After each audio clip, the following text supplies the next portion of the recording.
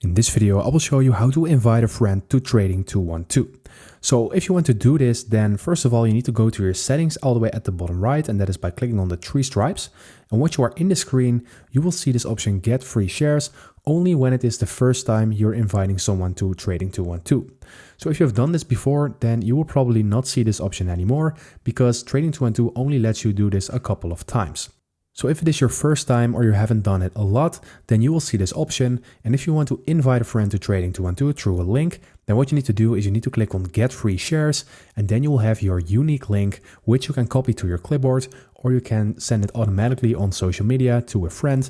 And once they register through that link, you and your friend will both get a free share when using this link. So this is at the moment how the referral program works.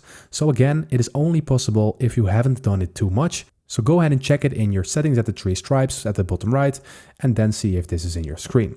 Anyway, I hope this video helped you out. Please leave a like and consider subscribing, and then I will see you in the next one.